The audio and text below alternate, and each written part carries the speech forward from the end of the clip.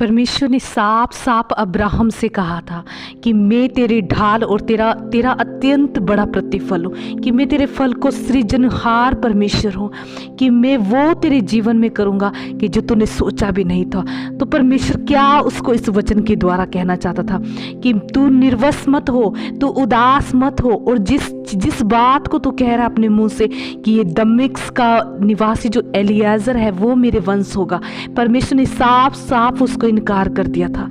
कि मैं तेरी ढाल और मैं तेरा बड़ा प्रतिफल हूँ, मैं तेरे फल का सृजनहार हूँ,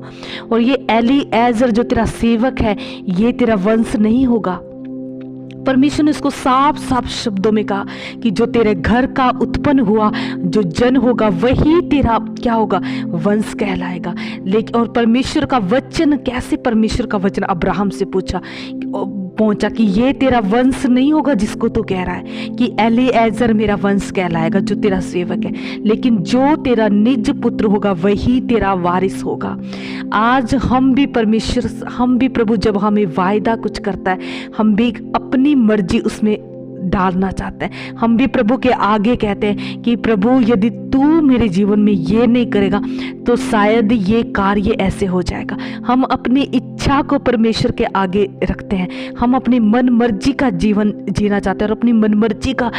करना चाहते हैं, लेकिन परमेश्वर हमें हमेशा क्या कहता है कि तुम धीरज धरे रहो, तुम मुझ पर विश्वास करो, मैं तुम्हारे फल का फलवत तुम्हारे फल का सृजनहार परमेश्वर हूँ। तुम्हें जो कुछ मैंने कहा, जो वचन मैंने तुम्हें दिया है उसको मैं फलवंत करने वाला परमेश्वर हूँ, तुम मुझ पर धीरज धरे रहो।